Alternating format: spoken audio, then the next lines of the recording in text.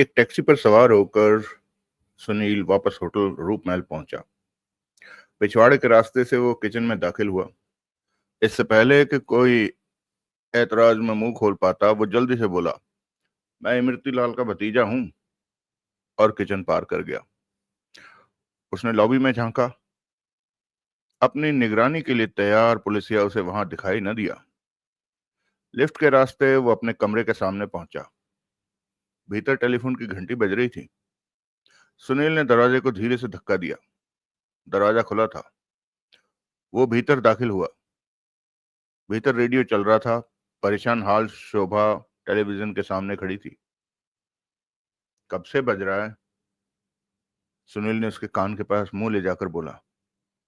अभी बजना शुरू हुआ है, वो भी फुसफुसाई। रेडियो बंद कर दो। वो रेडियो की तरफ बढ़ी। रेडियो बंद होते ही सुनील ने रिसीवर उठा लिया और बोला, हेलो, कहाँ चले गए थे? उसे इंस्पेक्टर सक्सेना की आवाज सुनाई दी। इतनी देर लगा दी फोन उठाने में? मैं बाथरूम में था, सुनील बोला। कैसे फोन किया? राजनगर से तुम्हारा यार इंस्पेक्टर प्रभुदयाल का फोन आया था। उसने कहा था कि मैं तुम्हें बता दूं कि उसने बैंक डकैती का केस हल कर लिया है। उसने दूसरा लाख भी बरामद कर लिया है और डकैती में शरीक दूसरे आदमी से उसका अपराध भी कबूल करवा लिया है। कौन निकला दूसरा आदमी? वुडलैंड कैफे का मालिक नारायण दत्त। यानी कि मेरा अंदाजा सही था। हाँ, इसीलिए तो प्रभुदयाल ने यहाँ फोन किया था, शुक्रगुजार होने के लिए। उसे मालूम नहीं था कि विशालगढ़ में तुम कहाँ ठहरे हुए थे, वरना वो सीधा तुम्हें ही फोन करता। आई सी। नारायण दत्त तो बड़ा छुपा रुस्तम निकला। मालूम हुआ है कि वो अफीम का बहुत बड़ा स्मगलर और मटका ऑपरेटर है। वुडलैंड कैफे तो वो अपने स्मगलिंग के कारनामों के लिए ओट के तौर पर चलाता था। मदन वर्मा उसका एक ऑपरेटर था जो उसके साथ दगाबाजी करने पर उतर आया था। नारायण दत्त को उसकी दगाबाजियों की खबर थी, लेकिन वो उसका कुछ बिगाड़ नहीं सकता था, क्योंकि मदन वर्मा ने उसका स्मगलिंग का वो काफी सारा रिकॉर्ड चोरी किया हुआ था, जो नारायण दत्त को बुरी तरह से फंसा सकता था। उसी वजह से उसने उस धंधे से और उस शहर से भी किनारा करने का फैसला कर लिया था, और जाति बार एक आखिरी हाथ मारने की नीयत से बैंक की गाड़ी पर हाथ डाला था। वो उस डकैती में से 60-70 लाख रुपए हासिल होने की उम्मीद कर रहा था, लेकिन बदकिस्मती उसकी कि केवल 2 लाख रुपए ही हाथ लगे। अपने बयान में उसने कबूल किया है कि डकैती में हिम्मत सिंह का साथी वो खुद था। अपने कैफे की 2 कैबरे डांसरों को बैंक की गाड़ी के ड्राइवर और गार्ड के पीछे लगाकर उसने गाड़ी की चाबियों के सांचे हासिल किए थे, और बाद में उन्हीं से चाबियां बनवाई थी। डकैती वाले दिन जब गाड़ी उसके कैफे के सामने आकर रुकी, तो वो गाड़ी के पीछे खड़ी कार का पहिया बदलने का बहाना करने लगा, और कार की ओट में से हिम्मत सिंह कैश के साथ गाड़ी पर वहां से कूच कर गया था, और नारायण दत्त बड़े सहज भाव से अपने कैफे में आ बैठा था। अगले दिन जब हिम्मत सिंह माल के बंटवारे की खातिर उस तरफ आ रहा था, तो उसे पहले ही पता लग गया कि पुलिस उसके पीछे लगी हुई थी। हिम्मत सिंह तो अभी भी नहीं मानता लेकिन नारायण दत्त ने कबूल कर लिया है कि उसने कूड़े के ड्रम में से 2 लिफाफे डालते हुए हिम्मत सिंह को भीतर से देखा था, और हिम्मत सिंह के वहां से विदा होते ही जब वो लिफाफे उसने ड्रम से निकाले थे, तो उसने उसमें से 100-100 के नोटों की 10 गड्डियां, यानी कि माल में से अपना आधा हिस्सा मौजूद पाया था। कहने का मतलब यह है कि उस मामले में तुम्हारी थ्योरी 100% ठीक निकली है। उसने मदन वर्मा के कत्ल के बारे में कुछ नहीं कबूल किया? करता, लेकिन उसकी नौबत नहीं आई। क्यों? वो फरार हो गया। कैसे? जब उसे पुलिस की जीप पर पुलिस हेडक्वार्टर ले जाया जा रहा था, तो एक मोड़ पर वो चलती जीप से कूद गया था और भाग निकलने में कामयाब हो गया था। क्या उसे हथकड़ी नहीं लगाई गई थी? नहीं, इत्तेफाक से हथकड़ी उपलब्ध नहीं थी।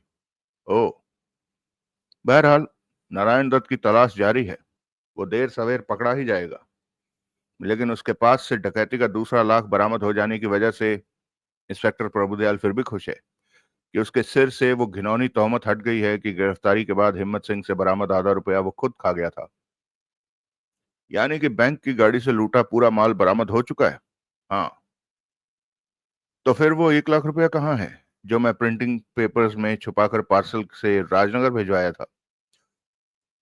तो फिर वो 1 लाख रुपया कहाँ है जो मैंने प्रिंटिंग पेपर्स में छुपाकर पार्सल से राजनगर भिजवाया था। वो कहीं गया हो, पुलिस को इसमें कोई दिलचस्पी नहीं। वैसे किसी रुपए के गुम होने की रिपोर्ट न राजनगर पुलिस के पास है और न हमारे पास। ये असल मसला है ही नहीं। असल मसला ये है कि मदन वर्मा का हत्यारा अभी भी नहीं पकड़ा गया। यानी कि इंस्पेक्टर प्रभुदयाल ने तो अपना केस हल कर लिया और मैं अभी भी अंधेरे में भटक रहा हूँ। वो तो तुम अपनी मर्जी से भटक रहे हो। क्या मतलब? मुझे सेवा का मौका दो। जो पाबंदियां तुमने मुझ पर लगाई है वो हटाओ। मेरा एहसान मानने का वादा करो तो मैं अभी मदन वर्मा के हत्यारे को गिरफ्तार करवा सकता हूँ। क्या? और मैं तुम्हें यह भी बता सकता हूँ कि नारायण दत्त फरार होकर कहाँ छुपा है। क्या? सक्सेना और भी हैरानी से बोला। मैं सच कह रहा हूँ सुनील। अगर ये मजाक हुआ तो मुझसे बुरा कोई नहीं होगा। मुझे तुमसे मजाक करने की क्या जरूरत है? मैं अभी तमाम ताम झाम से किनारा करके राजनगर जा सकता हूँ। मुझे तुम्हारे काम से क्या? मुझे तुम्हारे फरार अपराधी से क्या? तो जाते क्यों नहीं? यही सोचकर नहीं जा रहा हूं कि लगे हाथ तुम्हारा भी पुलंदा बांधता जाऊं। तुम वाकई हत्यारे को जानते हो? साहब, न सिर्फ जानता हूं बल्कि उसे प्लेट में सजाकर चांदी का वर्क लगाकर तुम्हारे सामने पेश कर सकता हूं। बदले में मुझे क्या करना होगा? बस जरा इंसानियत से पेश आना होगा, मेरा शुक्रगुजार होना होगा और एक वादा करना होगा। कैसा वादा? कि जब तक केस की रिपोर्ट राजनगर ब्लास्ट के ऑफिस में न पहुंच जाए, तुम किसी प्रेस रिपोर्टर को इंटरव्यू नहीं दोगे। मंजूर। गुड। अब बोलो थैंक यू एडवांस में। हाँ। ओके। Thank you. गुड। अब अपने आदमी को मेरे पीछे से हटा लो और 10 मिनट में मुझे विक्रांत होटल की लॉबी में मिलो। वो किस लिए? तुम वहां पहुंचो तो सही। अगर अगर तुम समझते हो कि प्रेरणा शर्मा अगर टेलीफोन पर ही बहस करते रहोगे तो पंछी उड़ जाएगा। अच्छी बात है। संबंध विच्छेद हो गया। सुनील ने रिसीवर रख दिया और शोभा से बोला, चलो। मैं भी? वो हड़बड़ाई। क्या हर्ज है? वो भी सुनील के साथ होली। अगला दृश्य। इंस्पेक्टर सक्सेना, सुनील और शोभा लगभग साथ साथ विक्रांत होटल पहुंचे। सक्सेना ने अजीब निगाहों से शोभा की तरफ देखा लेकिन मुंह से कुछ न बोला। वो तीसरी मंजिल पर पहुंचे। 351 नंबर कमरे का दरवाजा बंद था। दस्तक के जवाब में उसे रमाकांत ने खोला। सक्सेना ने हैरानी से रमाकांत की तरफ देखा। ये मेरा साथी है, सुनील जल्दी से बोला। पंछी उड़ने को पर तोल रहा था, इसलिए तुम्हारे यहां पहुंचने तक रखवाली के लिए मैं इसे यहां बैठा गया था। तुम इसे यहां बिठा गए थे? वो हैरानी से बोला। कैसे? तुम तो अपने कमरे से निकले तक नहीं। इससे मेरी ऐसी ट्यूनिंग है कि मैं आंखें बंद करके कुछ ना कुछ तो सोचता हूँ। वो इसकी समझ में आ जाता है। नहीं, इससे मेरी ऐसी ट्यूनिंग है कि मैं आंखें बंद करके जो कुछ सोचता हूँ, जो कुछ मन में सोचता हूँ, वो इसकी समझ में आ जाता है। क्या बक रहे हो? छोड़ो, ये कोई अहम मसला नहीं है। तुम उस काम की ओर ध्यान दो जिसके लिए यहां आए हो। सक्सेना ने बुरा सा मुंह बनाया। रमाकांत ने पांव की ठोकर से उनके पीठ पीछे दरवाजा बंद कर दिया। सुनील ने देखा प्रेरणा रोएंसी सी एक कुर्सी पर बैठी थी। इंस्पेक्टर सक्सेना से मिलने को तुम तड़प रही हो ना? सुनील बोला। इसलिए मैं खुद ही इसे यहां बुला लाया। वो खामोश रही। तुम्हारी जानकारी के लिए मुझे लगभग फौरन ही मालूम हो गया था कि फोन इंस्पेक्टर सक्सेना का नहीं, उस आदमी का आया था जिसके लिए तुम यूं 16 श्रृंगार करके बैठी हुई हो। वक्ती तौर पर तुमने मेरा पुलंदा बांध दिया था, लेकिन अब तुम खुद ही देख सकती हो कि असल में बात कुछ बनी नहीं। उसने अपने सूखे होठों पर जीभ फेरी। इंस्पेक्टर साहब, सुनील सक्सेना से संबोधित हुआ, ये लड़की वुडलैंड कैफे में 800 रुपए की तनख्वाह की नौकरी करती है, लेकिन इतना तो इसके राजनगर के उस फ्लैट का किराया ही है जिसमें वो कुछ दिन पहले तक रहती रही है। इस होटल के रिकॉर्ड से तुम्हें मालूम होगा कि यहाँ भी ये 1.5 महीने से रह रही है। अब जबकि तुम्हें मालूम हो चुका है कि वुडलैंड कैफे का मालिक नारायण दत्त वास्तव में एक स्मगलर है, तो अपनी औकात से बाहरी ऐश करने वाली इस लड़की के बारे में तुम क्या धारणा बनाओगे? यही कि या तो ये उसकी रखैल है या उसके स्मगलिंग के धंधे में उसकी साथी। सक्सेना बोला। रखैल नहीं है, क्योंकि मैंने मालूम किया था कि वुडलैंड में कैशियर की नौकरी तो ये वाकई करती थी। अगर ये नारायण दत्त की सिर्फ रखैल होती तो ना तो इसे ऐसी कोई नौकरी करने की जरूरत थी, ना अपना राजनगर का फ्लैट छोड़ने की जरूरत थी, और ना 1.5 महीने से यहाँ इस होटल में आवास बनाए रखने की जरूरत थी। मेरे ख्याल से इसकी नौकरी की इसके लिए वही अहमियत थी जो नारायण दत्त के लिए वुडलैंड कैफे की थी। दोनों को ही एक ओट की जरूरत थी, जो अपने अपने तरीकों से इन्हें यूं हासिल थी। असल में ये नारायण दत्त के स्मगलिंग के धंधे में उसकी सहयोगिनी है, और मदन वर्मा से इसकी मोहब्बत सिर्फ एक नाटक थी, जिसकी जरूरत इसलिए थी क्योंकि मदन वर्मा नारायण दत्त का स्मगलिंग का रिकॉर्ड चुराने में कामयाब हो गया था, और उसे नारायण दत्त अपनी सलामती के लिए हर हालत में वापस हासिल करना चाहता था। मदन वर्मा कहने की जरूरत नहीं, नारायण दत्त का ऑपरेटर था, जो वक्त वक्त पर उससे थोड़ा बहुत धोखा देता चला आ रहा था, और रुपए पैसे के मामले में अपना उल्लू सीधा करता चला आ रहा था। फिर नारायण दत्त को यह बात पता चल गई, लेकिन इससे पहले कि वो मदन वर्मा को कोई सजा दे पाता, मदन वर्मा किसी तरह से उसका स्मगलिंग का रिकॉर्ड चुराने में कामयाब हो गया, और इस प्रकार नारायण दत्त के हाथ उसने बांध दिए। नारायण दत्त खामखा मदन वर्मा के काबू में आ गया। इस बात ने उसे इतना भयभीत कर दिया कि उसने न केवल उसने स्मगलिंग के धंधे से किनारा करने का, बल्कि अपना शहर भी छोड़ देने का फैसला कर लिया।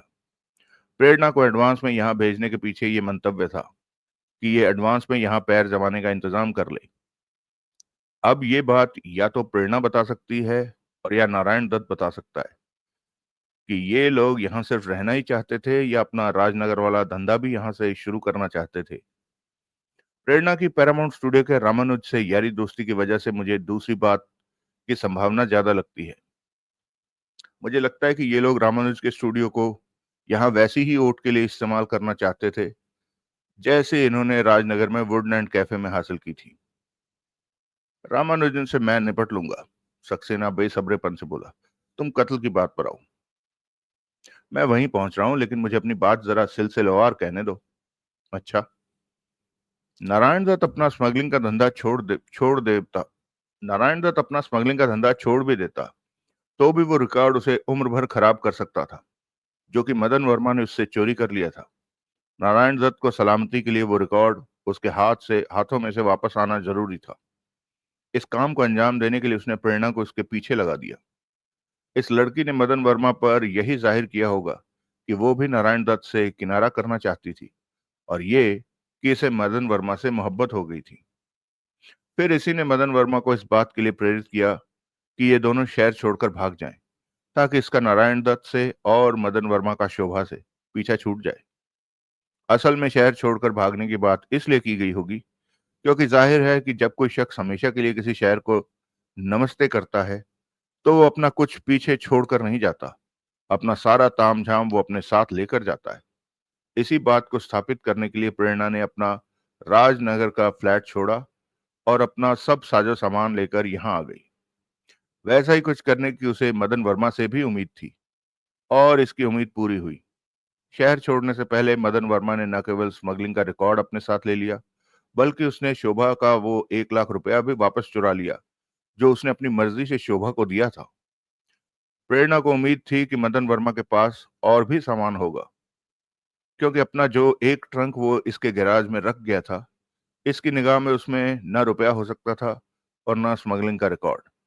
क्योंकि अगर ऐसा होता तो वो अपना ट्रंक इसके गैराज में रख जाता। लेकिन असल में सब कुछ उसी ट्रंक में था, और इसलिए था क्योंकि मदन वर्मा इससे सचमुच मोहब्बत करने लगा था, और इसने उसे इस कदर शीशे में उतारा हुआ था कि वो कल्पना नहीं कर सकता था कि लड़की उसे धोखा दे सकती थी। बहरहाल, मदन वर्मा अपने इकलौते ट्रंक के साथ विशालगढ़ पहुंचा।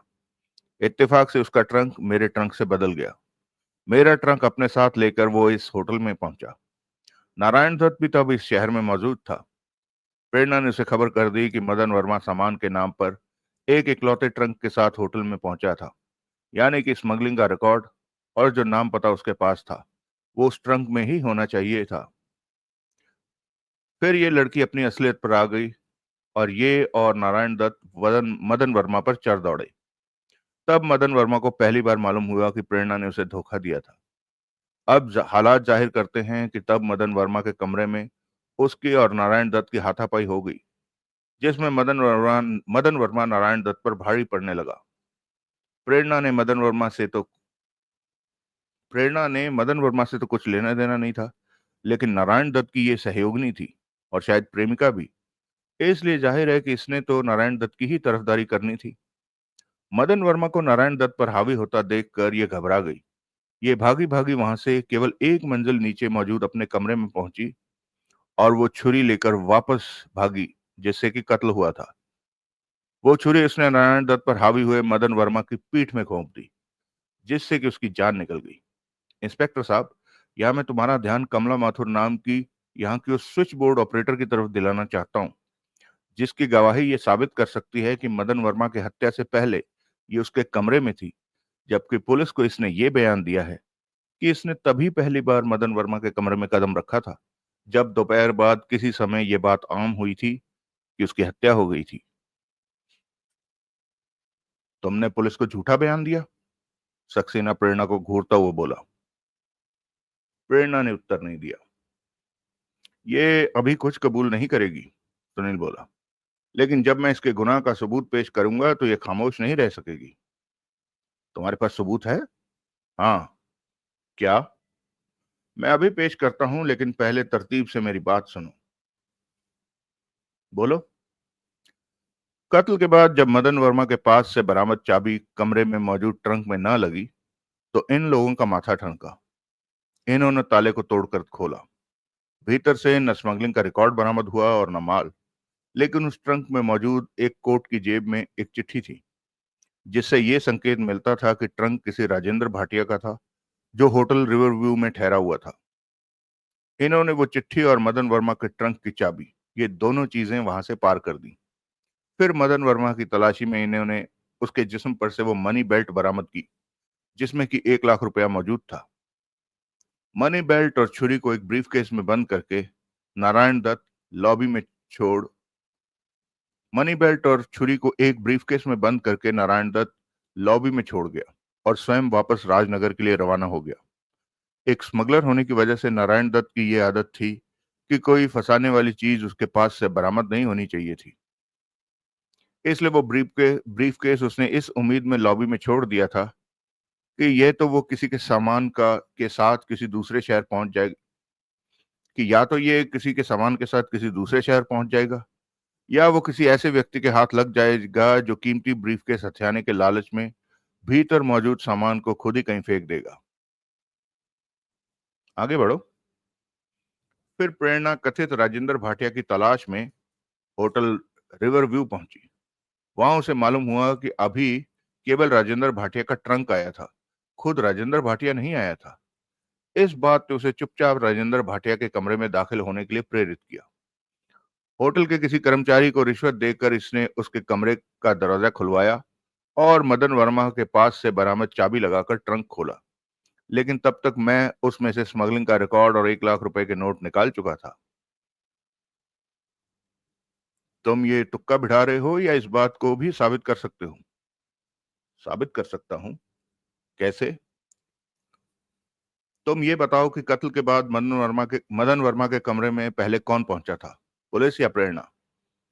पुलिस। प्रेरणा तो हमारे पहुंचने के काफी देर बाद होटल में कत्ल की खबर आम हो जाने के बाद पहुंची थी। और तुमने खुद कहा था कि वहां पाया गया ट्रंक का टूटा ताला तुमने फौरन फिंगरप्रिंट एक्सपर्ट के पास भिजवा दिया था। हाँ। यानी कि प्रेरणा ने वो ताला नहीं देखा था?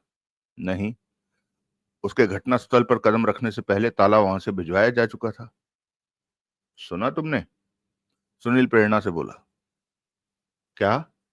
प्रेरणा हड़बड़ा कर बोली। ये कि मदन वर्मा के कमरे से बरामद ट्रंक का ताला तुम्हारे वहां कदम रखने से पहले वहां से हटाया जा चुका था। तो क्या हुआ? तो ये हुआ कि कल जब इसी कमरे में मैं तुमसे मिला था, तो तुमने अपने मुंह से मुझे कहा था कि दोनों ट्रंक के ताले हूबहू एक जैसे थे। अब मदन वर्मा का ट्रंक जो कि मेरे पास था, उस पर लगा ताला तो तुमने इसलिए देखा हो सकता है क्योंकि वो ट्रंक राजनगर में तुम्हारे फ्लैट के गैरेज में मौजूद था। लेकिन मेरा ट्रंक, जो कि मदन वर्मा के पास था, उसका ताला तुमने कब देख लिया? वो ताला तो तुम्हारे घटना स्थल पर कदम रखने से पहले ही पुलिस वहां से हटा चुकी थी। फिर तुम्हें ये कैसे मालूम हुआ कि दोनों ताले हूबहू एक जैसे थे? क्या इसी से ये साबित नहीं होता कि तुम पहले भी मदन वर्मा के कमरे में गई थी? लेकिन इससे ये कहाँ साबित होता है कि मैं होटल रिवर व्यू में राजेंद्र भाटिया के कमरे में भी गई थी? उस चाबी की वजह से जो तुमने मदन वर्मा की जेब से निकाली थी, ये भी साबित होता है। कोट की जेब से बरामद चिट्ठी की वजह से तुम होटल रिवर व्यू जरूर गई होगी। तुम्हारी वहां जाने की मर्जी ना होती तो तुमने वो चिट्ठी गायब ना की होती। राजेंद्र भाटिया नाम से ट्रंक संबंधित क्योंकि कोई फोन या संदेश वगैरह नहीं आया था। इससे साबित होता है कि तुम्हें वहां चुपचाप जाना ज्यादा मुनासिब लगा था। तुम मेरे पीछे लगकर पैरामाउंट स्टूडियो पहुंची थी और राजेंद्र भाटिया वाले कमरे में मेरी आवाजाही होती ही रही थी और ताला तोड़कर नहीं खोला गया था। नहीं, कुछ गड़बड़ लिखा हुआ है। राजेंद्र भाटिया के नाम ट्रंक से संबंधित क्योंकि कोई फोन या संदेश वगैरह नहीं आया था। इससे साबित होता है कि तुम्हें वहां चुपचाप जाना ज्यादा मुनासिब लगा था। तुम मेरे पीछे लगकर पैरामाउंट स्टूडियो पहुंची थी और राजेंद्र भाटिया वाले कमरे में मेरी आवाजाही होती ही रही थी और ताला तोड़कर नहीं खोला गया था। इन तमाम बातों से साबित होता है कि, कि तुम बहुत थोड़े वक्त के लिए ही राजेंद्र भाटिया वाले कमरे में थी। उतने थोड़े वक्त में ट्रंक का ताला चाबी से खोलकर ही उसे टटोला जा सकता था। सुनील एक क्षण के लिए ठिठका, फिर बोला, ये तो हुई एक बात। अब दूसरी बात। कल जब मैं यहां आया था तो हम दोनों में ट्रंक के बाबत बेशुमार बातें हुई थी। मैंने अपने मुंह से बताया था तुम्हें कि मैं वो शख्स था जिसके ट्रंक के साथ मदन वर्मा का ट्रंक बदल गया था। मेम साहब, उस तमाम वार्तालाप के दौरान तुमने एक बार भी मेरे से ये सवाल नहीं किया था कि मदन वर्मा वाला ट्रंक कहाँ था। हालांकि ये सवाल एकदम स्वाभाविक था। हकीकत में तुमने ये सवाल इसलिए नहीं किया क्योंकि तुम्हें पहले ही मालूम था कि वो ट्रंक कहाँ था। वो तुम्हारी जुबान से इसलिए न निकला क्योंकि उसका जवाब तुम्हें मालूम था। ऐसा ना होता तो तुम ये सवाल जरूर पूछती। ये सब लफाजी है। इन बातों का कोई मतलब नहीं। तुम कैसे साबित कर सकते हो कि मैंने कहा था कि दोनों ताले हूबहू एक जैसे थे? तुम कैसे साबित कर सकते हो कि मैंने मदन वर्मा के ट्रंक के बारे में कोई सवाल नहीं पूछा था? लड़की ठीक कह रही है, सक्सेना बोला। मेरे पास सबूत भी है, सुनील बोला, लेकिन उसे मैं कहानी के अंत में पेश करूंगा। तो कहानी खत्म करो। सुनो, जब इसे मदन वर्मा के ट्रंक से कुछ हासिल न हुआ तो ये इसी नतीजे पर पहुंची कि माल कथित राजेंद्र भाटिया ने निकाल लिया था। वहां इसने या तो मुझे राजेंद्र भाटिया के कमरे में दाखिल होते देखा था और या रिसेप्शन से राजेंद्र भाटिया के लिए किसी संदेश के बारे में पूछताछ करते सुना था। बहरहाल, मुझे राजेंद्र भाटिया समझकर ये मेरे पीछे लग गई। मेरा पीछा करती है रामानुज के स्टूडियो में पहुंची, लेकिन रामानुजम की ही सहायता से नोट नगर राजनगर भिजवाने की जो चालाकी मैंने की वो जरूर इसकी निगाह में आ गई। और फिर इसी के कहने पर रामानुज ने नोटों वाला प्रिंटिंग पेपर का डिब्बा अपने पास रख लिया और उसकी जगह एक दूसरा डिब्बा मुझे भेज दिया। रामानुजन ने क्यों? क्योंकि मुझे मालूम हुआ है कि ये तो मेरे पीछे पीछे ही दुकान से बाहर निकल आई थी। लेकिन जब नोट ये हासिल कर चुकी थी तो फिर अभी भी तुम्हारे पीछे लगे रहने की इसे क्या जरूरत थी? स्मगलिंग के रिकॉर्ड की वजह से। प्रत्यक्षतः उसका पार्सल बनवाकर राजनगर डिस्पैच करते इसने मुझे देखा नहीं था। तो फिर ये तुम्हारे पीछे क्यों लगी रही? तो फिर ये तुम्हारे पीछे लगी क्यों ना रही? दोपहर के बाद तो ये अपने इस कमरे में यहां मौजूद थी। इसने एक तुम्हारा पीछा क्यों छोड़ दिया? सुनील उलझन में पड़ गया। कुछ क्षण सोचता रहा, फिर एकाएक उसने चुटकी बजाई। उसने घूमकर चुपचाप चुपचाप चार मीनार के कश लगाकर रमाकांत की तरफ देखा। उसने चुपचाप चार मीनार के कश लगाते रमाकांत रमाकांत की तरफ देखा। रमाकांत उससे निगाह मिलाने की ताब न ला सका। वो परे देखने लगा। होगी कोई बात, प्रत्यक्षता सुनील लापरवाही से बोला। ये बात महत्वपूर्ण नहीं है, लेकिन ये बात फिर भी साफ जाहिर है कि रामानुजम भी प्रेरणा शर्मा के रूप जाल में फंसे इसके दीवानों में से एक था। इसलिए उसने प्रेरणा शर्मा के बारे में मुझसे झूठ बोला था कि यही वो लड़की नहीं थी जो मेरी मौजूदगी में उसके स्टूडियो में मौजूद थी। तुम रामानुज पर जरा सा दबाव डालोगे तो वो कबूल कर लेगा कि इसके बारे में उसने झूठ बोला था। उसका असिस्टेंट मुत्थु स्वामी तो सच बोलने ही लगा था, लेकिन रामानुजम ने उसे चुप करा दिया था। आगे बढ़ो। और अब सुनील तनिक उच्च स्वर में बोलते हुए, सुनील भाई मुल्तानी पेश करता है सबूत की कहानी। उसने बड़े ड्रामेटिक अंदाज से अपनी जेब से कांटा निकालकर इंस्पेक्टर सक्सेना के सामने पेश किया। ये क्या है? सक्सेना बोला। खुद देखो क्या है, सुनील बोला। देखो और बताओ कि क्या ये उस छुरी का जुड़वा भाई नहीं है जिससे मदन वर्मा का कत्ल हुआ था? है। ये तो हूबहू छुरी जैसा है। सक्सेना को स्वीकार करना पड़ा। तुम्हारी अपनी तफ्तीश बताती है कि ऐसी कटलरी हर किसी के पास हर जगह उपलब्ध नहीं।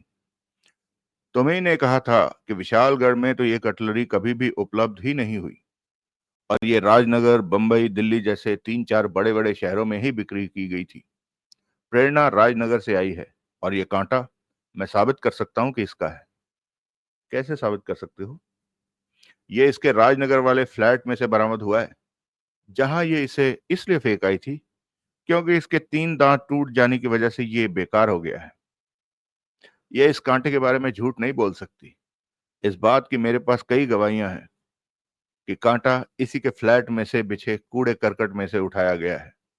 तब इसे ये मालूम नहीं था कि ऐसी ही छुरी से इसे कत्ल करना भारी पड़ सकता था, वरना ये इतनी लापरवाही से इसे फेंक करना आती। ये कांटा तुम्हारा है? सक्सेना ने प्रेरणा से पूछा। नहीं, वो बोली। ऐसा कांटा कभी तुम्हारे पास था? नहीं। इंस्पेक्टर साहब, सुनील बोला, ऐसी कटलरी का सेट होता है। ऐसे छुरी और कांटे कई रहे होंगे। ये राजनगर से अपना सारा घर बार समेट कर यहाँ आई है, इसलिए बाकी छुरी कांटे जरूर यहीं होंगे। तुम इसके कमरे की तलाशी लो। सक्सेना को बात जच गई। कमरे की तलाशी ली गई। वैसा कोई और छुरी कांटा बरामद न हुआ। सक्सेना ने कहर भरी निगाहों से सुनील को देखा। घूरने की जरूरत नहीं है, सुनील बोला। इससे एक ही बात साबित हो सकती है। क्या? अभी बताता हूं, सुनील बोला। उसने आगे बढ़कर टेलीफोन का रिसीवर उठाया और बोला, गेट मी रिसेप्शन प्लीज। वो एक क्षण खामोश रहा और फिर बोला, मैं कमरा नंबर 351 से मिस प्रेरणा शर्मा का सेक्रेटरी बोल रहा हूँ। मैडम अपना वो सामान कमरे में मंगवा रही हैं जो इन्होंने होटल की सेफ में रखवाया हुआ है। शुक्रिया। सुनील ने रिसीवर रख दिया। एकाएक अभी तक बड़ी दिलेरी दिखाती प्रेरणा शर्मा के चेहरे पर हवाइयां उड़ने लगी। उसमें एकाएक वो तब्दीली सक्सेना की निगाहों से छुपी न रह सकी। सब खामोशी से प्रतीक्षा करते रहे। 5 मिनट बाद एक पैकेट के साथ एक वेटर वहां पहुंचा। सक्सेना ने वेटर से पैकेट ले लिया और उसे वहां से विदा कर दिया। पैकेट खोला गया। भीतर एक जेवरों के डिब्बा जैसा मखमल का डिब्बा था, जिसके भीतर 5 छुरियां और 5 कांटे बड़े करीने से लगे हुए थे, और उसमें 100-100 के नोटों की अखबार में लिपटी 10 गड्डियां थी। अब क्या कहती हैं आप? सक्सेना कठोर स्वर में बोला। जवाब में प्रेरणा चीख मारकर बेहोश हो गई। किसी ने उसकी परवाह नहीं की। शोभा ने एकाएक हाथ बढ़ाकर नोटों की एक गड्डी उठा ली और बड़े बारीकी से उसका मुआयना करने लगी। तभी सक्सेना ने उसके हाथ से गड्डी छीन ली और उसे वापस गड्डियों के साथ रख दिया। शोभा ने एतराज नहीं किया। तुम कहते थे, सक्सेना सुनील से संबोधित हुआ, कि तुम्हें मालूम है कि नारायण दत्त फरार होकर कहाँ छुपा है? मालूम है, सुनील बड़े इत्मीनान से बोला, लेकिन वो फरार अपराधी है। तुम अकेले उसे समेट नहीं सकोगे। उस पर हाथ डालने से पहले 2-4 पुलिसिया बुलवा लो। लेकिन वो है कहाँ? अकेले संभाल लोगे उसे? क्यों नहीं संभाल लूंगा। वो अपनी बेल्ट के साथ लगे हौसलर में खुशी अपनी रिवॉल्वर थपथपाता हुआ बोला। वो फरार अपराधी है। उसने जरा भी होशियारी दिखाई तो मैं साले को शूट कर दूंगा। ठीक है, तुम इस होटल के 218 कमरे नंबर कमरे में जाओ, उसमें विष्णु सहाय को पकड़कर यहां ले आओ। क्यों? अब क्या खाका खींच कर समझाना होगा? तुम्हारा मतलब कि वही नारायण दत्त है? हाँ। तुम्हें कैसे मालूम? मेरे पास अलादीन का चिराग है। सक्सेना ने एक गहरी सांस ली और असहाय भाव से गर्दन हिलाता हुआ बोला, मुझे इंस्पेक्टर प्रभुदयाल से हमदर्दी है दोस्त। सुनील हंसा। लड़की का ख्याल रखना। सक्सेना बेहोश पड़ी प्रेरणा की ओर संकेत करता हुआ बोला, लड़की की तुम चिंता मत करो, लड़कियों का ख्याल रखने में हम दोनों यार। सुनील ने रमाकांत की ओर संकेत किया, स्पेशलिस्ट हैं। सक्सेना कमरे से बाहर निकल गया। सुनील, उसके वहां से जाते ही शोभा व्यग्र स्वर में बोली, मेरा काम तो फिर भी ना हुआ। जो ₹1,00,000 तुम्हारे हाथ आया था वो तो फिर भी पता नहीं लगा कि कहाँ गया। अगर वो प्रेरणा के पास होता तो बरामद हो गया होता। वो रुपया प्रेरणा के हाथ नहीं लगा था, सुनील बड़े विश्वासपूर्ण स्वर में बोला। वो रुपया रामानुज के हाथ भी नहीं लगा था। इन दोनों में से किसी ने प्रिंटिंग पेपर के डिब्बे में नोट रखते हुए मुझे नहीं देखा था। अब ये बात मैं गारंटी से कह सकता हूँ। तो फिर वो कहाँ गया? फिर कहाँ गया वो रुपया? वहीं जहां उसे जाना चाहिए था, जहां उसे मैंने भेजा था। मतलब? भाई साहब, सुनील रमाकांत से बोला, बकौल आपके नगदऊ की गन तो आपको 10 मील से लग जाती है। बादल ना छाए हुए हों तो 15 मील से।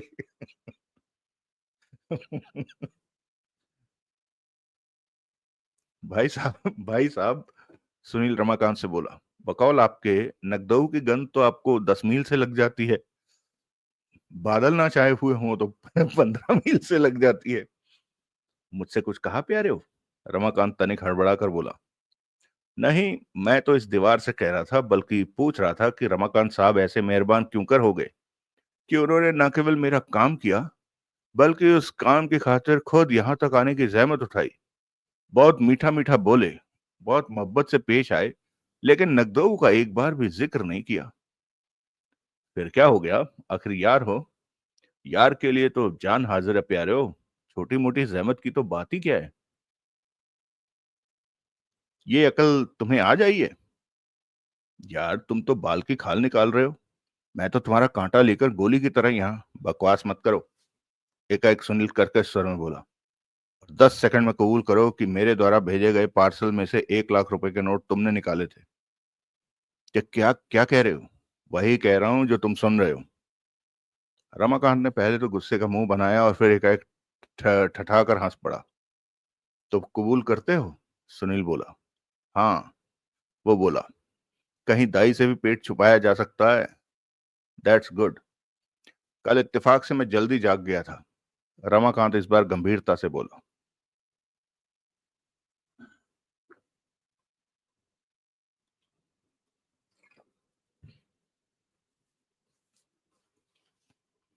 कल इत्तेफाक से मैं जल्दी जाग गया था। रमाकांत इस बार गंभीरता से बोला। पार्सल मेरे सामने यूथ क्लब में पहुंचा था। पार्सल यूं खामखा वहां आया देखकर ही मैं समझ गया था कि कोई घपला है। मैंने पार्सल खोला तो भीतर नकदऊ मौजूद था। मैं अभी मामला मामला समझने की कोशिश ही कर रहा था कि पार्सल के बारे में प्रभुदयाल का फोन आ गया। मैंने उसे कहा कि पार्सल अभी नहीं आया था और फौरन एक आदमी को प्रिंटिंग पेपर का वैसा ही डिब्बा खरीद कर लाने के लिए बाजार दौड़ाया। मैंने नए डिब्बे को और एल्बमों को पार्सल में डालकर उसे बंद करके अभी नीचे ऑफिस में भिजवाया ही था कि तुम और प्रभुदयाल मेरे सिर पर आ धमके। प्रभुदयाल 2 मिनट भी पहले वहां पहुंचा होता तो उसने पार्सल का पोस्टमार्टम करते मुझे देख लिया होता। यह भी गनीमत थी कि पार्सल का डिब्बा लकड़ी का था, जिसका ढक्कन उखाड़कर वापस वैसे ही ठोका जा सकता था। वो रुपया मेरा है, शोभा व्यग्र भाव से बोली। तुम्हें कैसे मालूम है कि वो रुपया तुम्हारा है? रमाकांत बोला। जो रुपया अभी यहां से बरामद हुआ है, उससे मैंने खुद देखा था। ऑलपिन के वो छेद नहीं थे जो होने चाहिए थे। कैसे छेद? मेरे वाले नोटों की गड्डियों में नोटों पर बने 3 शेरों की तस्वीर में से बीच के शेर की दाईं आंख में हर गड्डी के आर पार छेद था। अगर वैसे छेद मेरे पास मौजूद नोटों में ना हुआ तो अब हो जाएगा, सुनील बोला। चलो, इससे यह साबित हो जाएगा कि वो रुपया कभी इसके अधिकार में था। लेकिन उस पर ये अपना हक कैसे साबित कर सकेगी? मेरे पास मदन वर्मा की एक चिट्ठी है जिसमें उसने साफ कहा है कि वो रुपया उसने खुद शोभा को दिया था। रुपए पर शोभा का हक जताने के लिए वो चिट्ठी काफी है। यानी कि नगदऊ लड़की को दिलाने के लिए तुम पूरी तरह से कमर कसे हुए हो, यही समझ लो। मेरे प्लेन का किराया कौन देगा? ऐसे तो मेरा भी बहुत खर्च हुआ है। तुम्हारा क्या खर्च हुआ है? मेरे तो कई लोग। आप लोग। शोभा बीच में बोल पड़ी। अपने तमाम खर्चों की भरपाई बड़ी खुशी से मेरे से कर सकते हैं। मैं भरपाई का तलबगार नहीं, रमाकांत बोला। वो तुम सुनील से करना। मेरे तो तुम खुशी खुशी कर दो। शोभा ने आंख तरेर कर रमाकांत की तरफ देखा। रमाकांत, सुनील बोला, केस की तमाम बातें जाहिर हो गई हैं, लेकिन एक बात पल्ले नहीं पड़ी। क्या? रमाकांत बोला। राजनगर में प्रेरणा के सागर हाउस वाले फ्लैट में धमकी भरा टेलीफोन कौन किया करता था? पहले तो मेरा ख्याल था कि वो कॉलें मदन वर्मा का बॉस यानी कि नारायण दत्त किया करता था।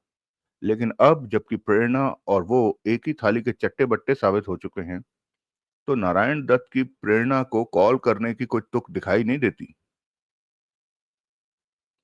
प्रेरणा को वो कॉलें, शोभा दबे स्वर में बोली, मैं करवाया करती थी। तुम? सुनील हैरानी से बोला। तुम किस लिए? मदन वर्मा के मामले में प्रेरणा को हतोत्साहित करने के लिए। मेरा ख्याल था कि उन कॉलों की वजह से प्रेरणा मदन वर्मा को कोई ऐसा खतरनाक जराइम पेशा आदमी समझती जिसका कि कभी भी कत्ल हो सकता था, और फिर वो उसका पीछा छोड़ देती। लेकिन तब मुझे क्या पता था कि वो खुद मदन वर्मा से ज्यादा बड़ी जराइम पेशा औरत थी, और मदन वर्मा में उसकी दिलचस्पी की कोई और वजह थी। लेकिन वो कॉल तो प्रेरणा के फ्लैट खाली कर जाने के बाद भी आती रही थी, जबकि तुम्हें मालूम था कि प्रेरणा गायब हो चुकी है।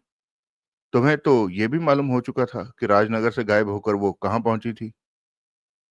मुझे मालूम था, लेकिन मेरे उस फ्रेंड को नहीं मालूम था, जिसको मैंने प्रेरणा को टेलीफोन पर ऐसी ऐसी घुड़की भरी कॉलें करने को कहा था, और मैं उसे इत्तेफाक से खबर नहीं कर पाई थी। जब तुम्हें प्रेरणा के टेलीफोन नंबर मालूम था तो उसका पता क्यों नहीं मालूम था? प्रेरणा के पते के बारे में मैंने तुमसे खास तौर से पूछा था, लेकिन तुमने कहा था कि तुम नहीं जानती। मैंने ठीक कहा था। मैंने अपने फ्रेंड को केवल इतना कहा था कि मैं प्रेरणा को मदन वर्मा के बारे में धमकी भरी कॉलें करवाना चाहती थी। फिर जो कुछ किया उसने खुद किया था। उसी ने किसी प्रकार प्रेरणा का फोन नंबर मालूम किया था, जो उसने मुझे नहीं बताया था। आई सी। तभी कमरे का दरवाजा खुला और नारायण दत्त के साथ इंस्पेक्टर सक्सेना ने वहां कदम रखा। अगला दृश्य। नारायण दत्त ने अपना अपराध कबूल कर लिया। उसके बाद प्रेरणा शर्मा का झूठ बोलते रहना मुमकिन न हो सका। उसने कबूल किया कि मदन वर्मा की पीठ में चाकू उसने घोंपा था, लेकिन साथ ही उसने ये भी कहा कि ऐसा उसने नारायण दत्त की, जिससे कि वो मोहब्बत करने लगी थी, जान बचाने के लिए किया था। अगर वो ऐसा न करती तो मदन वर्मा निश्चय ही नारायण दत्त को जान से मार डालता। नारायण दत्त राजनगर से भागने की तैयारी पहले ही किए हुए था, और इस बात की प्रेरणा को पहले से खबर थी। इसलिए वो उसके इंतजार में सज धज कर अपने कमरे में बैठी हुई थी। नारायण दत्त की वो एडवांस में की तैयारी उसके फरार होने के सिलसिले में बहुत काम आई थी। पुलिस अभी शहर की नाकाबंदी का इंतजाम कर ही रही थी कि वो प्लेन में सवार होकर वहां से निकल गया था। नारायण दत्त की गिरफ्तारी की खबर से सबसे ज्यादा खुशी प्रभुदयाल को हुई थी। अब उसका डकैती वाला केस केस मुकम्मल तौर पर निपट गया था। डकैती के दोनों अपराधी गिरफ्तार हो गए थे और पूरा माल बरामद हो चुका था। इंस्पेक्टर सक्सेना ने पैरामाउंट स्टूडियो के मालिक रामानुजम को भी पकड़ मंगवाया। बेचारे मद्रासी ने भय से थरथर कांपते हुए कबूल किया कि वो प्रेरणा शर्मा की मोहब्बत में गिरफ्तार था, और उसी की खातिर उसने सुनील से झूठ बोला था।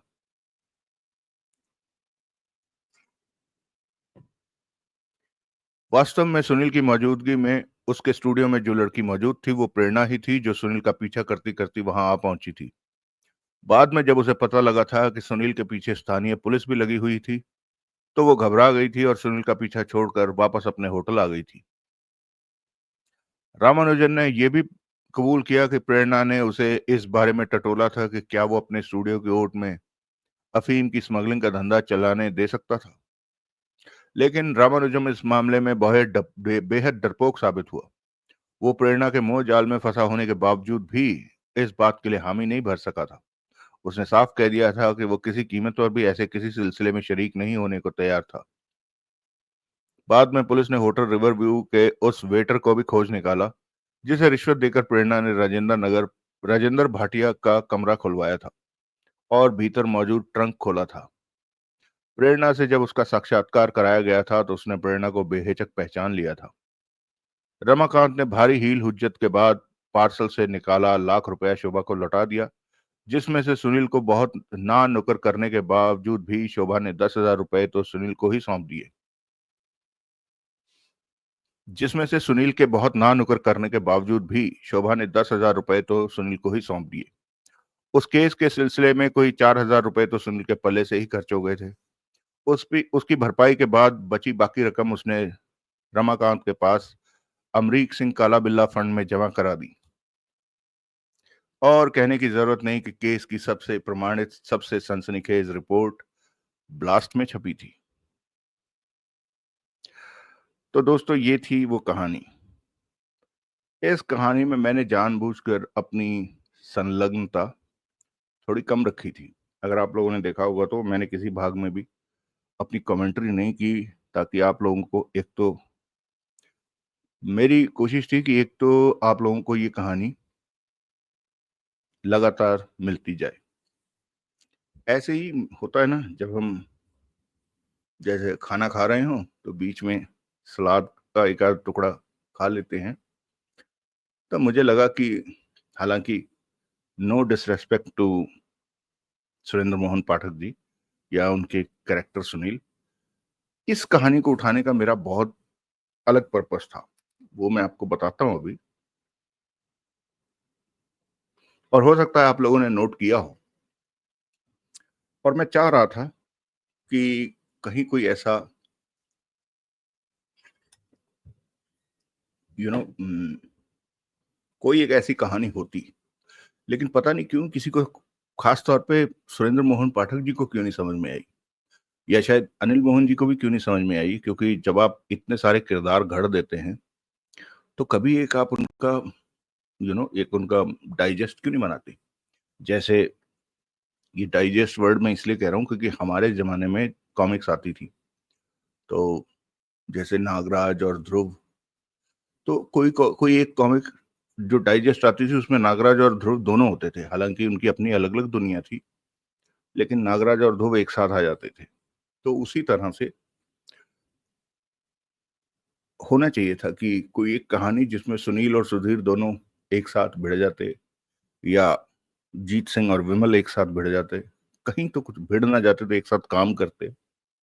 कुछ इस तरह से बनाना चाहिए था। वैसे एक लिखी है कहानी जिसमें प्रभुदयाल सुरेंद्र मोहन पाठक जी से बात करता है, लेकिन वो उसका कोई तुक नहीं बनता उस कहानी का। मतलब again with no disrespect to, कि पात्र लेखक से बात करता है तो बात बनती नहीं है ना ऐसे। खैर, वो उनका अपना स्टाइल रहा होगा। हाँ, ऐसा होता कि सुनील और सुधीर किसी एक केस में होते ऑपोजिट या एक साथ, तो बात बनती। या मान लीजिए जो अनिल मोहन जी ने किरदार गढ़े हैं, जिसमें अगर हम कहें कि देवराज चौहान है, मतलब देवराज चौहान, और वैसे मोना चौधरी और देवराज चौहान तो हैं, लेकिन बाकी नहीं है। जैसे अर्जुन भारद्वाज के साथ होता कहीं कोई, या यू नो आरडीएक्स के साथ भी है, लेकिन वो बात नहीं बन रही ना। हालांकि उसमें थोड़ा सा ना फाइट ज्यादा मारनी पड़ती है राइटर को, दिमाग ज्यादा खपाना पड़ता है, क्योंकि आप किसी को भी कम नहीं दिखा सकते। अब आरडीएक्स वाली सीरीज में ही देख लेते हैं, आरडीएक्स और यू नो देवराज चौहान दोनों को बराबरी पर रखकर किसी को एक को हराना जो है, वो राइटर को खुद लगने लगता है कि यार यहाँ थोड़ी सी बेईमानी हो रही है। तो इस तरह से, खैर, अब इस कहानी में अगर आपने ध्यान दिया हो तो इस कहानी में, हालांकि वो एक डायलॉग के रूप में ही है, कि इस कहानी में डिटेक्टिव सीरीज के बारे में बात हुई है। डॉक्टर वॉटसन और शर्लक होम्स, टिंकर और सेक्सटन ब्लैक, बाला और खान साहब, तुला राशि विजय। अब देखिए डॉक्टर वॉटसन और शर्लक होम्स तो चलो हमें पता लग गया, ठीक है। ये टिंकर और सेक्सटन ब्लैक, ये भी एक यानी ब्रिटिश का कहा जाए तो ये उस शुरुआती दौर की कहानियां हैं जिसने शायद अगाथा क्रिस्टी को भी वो किया होगा। हाँ, इसमें हरक्यूल पोयरो नहीं था, ठीक है, और कैप्टन हेस्टिंग नहीं था। बस हरक्यूल पोयरो और कैप्टन हेस्टिंग होता तो बात ही बन जाती। लेकिन खैर कोई नहीं, अब इसमें वेद प्रकाश शर्मा जी के वो विजय और तुला राशि आ गए, ठीक है। या फिर आगे बढ़े तो हम सुधीर और मेजर बलवंत आ गए। तो इसमें बहुत सारा मिक्स एंड मैच कर दिया। लेकिन इससे ये भी पता चला कि सुरेंद्र मोहन जी इन सबको पढ़ते रहे होंगे डेफिनेटली, तभी उन्हें इनके बारे में, आर्ची गोल्डविन, नीरो वोल्फ के बारे में उन्हें पता है, ठीक है, जो कि ये सब हो सकता है उनके बचपन में, नहीं ये काफी पुराने हैं ये, यानी ये इनकी जो वो अखबारों की कटिंग, अगर आज भी आप गूगल पे सर्च वर्च मारेंगे तो इनकी आपको सिर्फ अखबारों में कटिंग मिलेगी, वो जैसे आती है ना अखबार में, हमें गारफील्ड वगैरह की आती थी, तो वो सब देखने को मिलेंगी वो कॉमिक्स। तो उस दौर के भारत में अगर कहानियां आती भी रही होंगी, अब चूंकि सुरेंद्र मोहन जी तो खैर दिल्ली में रहते रहे हैं, तो हो सकता है उन तक उनकी पहुंच हो। लेकिन मैं उम्मीद इसलिए नहीं कर पा रहा हूँ क्योंकि हमारी तो पहुंच 5 रुपए वाली कॉमिक तक नहीं होती थी, तो इसलिए ये मानना कि आर्ची गोल्डविन, नीरो वुल्फ की या टिंकर सेक्सटन ब्लैक की कॉमिक्स लगातार आती हूँ उनके पास, ऐसा समझ में नहीं आता। चलो, पर ये अच्छा लगा मुझे। नाम लिया उन्होंने वॉटसन और शर्लक होम्स का। मैं 1 मिनट वापस जाऊं जरा उसी पन्ने पर। वॉटसन और शर्लक होम्स, टिंकर और सेक्सटन ब्लैक, बाला और खान साहब। ये बाला और खान साहब मुझे पता नहीं चले, मेरे को नहीं समझ में आया किसकी बात हो रही है। क्या इब्ने सफी से बात हो रही थी? इब्ने सफी में बाला तो कौन है? नहीं पता चला ये मुझे। खैर, पर अच्छी लगी कहानी ये मुझे, उम्मीद है आप लोगों को भी अच्छी लगी होगी। अपने विचार बताइएगा। और अब हमने देखा दोनों लोगों का लिखने का अंदाज जो है वो अलग अलग है, सुरेंद्र मोहन पाठक जी का भी और अनिल मोहन जी का भी। सुरेंद्र मोहन पाठक जी शहर की जो गतिविधियां हैं उनके बारे में जरा ज्यादा जानते हैं, और अनिल मोहन जी जो है वो डकैती कैसे करनी है उसके बारे में ज्यादा जानते हैं। खैर, अनिल मोहन जी सीधी सीधी और साफ स्पष्ट लिखते हैं। वो इतना ज्यादा क्या कहूँ मैं उसे, नाम दे दिया है ग्लैमर, किंतु मैं उसे अभद्रता ही मानूंगा, खास तौर पर लिखने के वक्त। तो लेकिन सुरेंद्र मोहन पाठक जी को जरा इससे परहेज नहीं होता, वो कुछ थोड़ा लाइन से हटकर भी लिख ही देते हैं। जैसे वो कह रहा था, अभी आपने देखा होगा उसके रमाकांत के और सुनील के डायलॉग्स में, तो इस तरह की बातें सुरेंद्र मोहन पाठक जी लिखते हैं, अनिल मोहन नहीं लिखते। खैर, उम्मीद है आप लोगों को ये पसंद आया होगा। मेरी कोशिश भी ये थी कि मैं इसे पूरा रिकॉर्ड करने के बाद ही अपलोड करूं, ताकि आप लोगों को इंतजार ना करना पड़े। और यूं ही बीच में सलाद का टुकड़ा समझ लेना। चलिए ठीक है, मैं रखता हूं, और आप लोग अपने विचार बताइएगा कैसी लगी ये कहानी। मिलते हैं फिर किसी और एक ऐसी ही कहानी के साथ, और उस तरफ से हमारा देवराज चौहान की कहानियां सुनने का तो सिलसिला जारी रहेगा ही।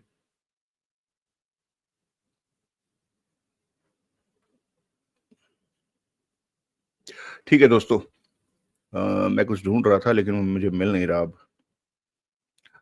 मिलते हैं फिर आपसे अगली किसी कहानी में। तब तक के लिए भगवान से प्रार्थना है आप खुश रहें, स्वस्थ रहें, सुखी रहें, और अपने दोस्त विक्रम को याद रखें।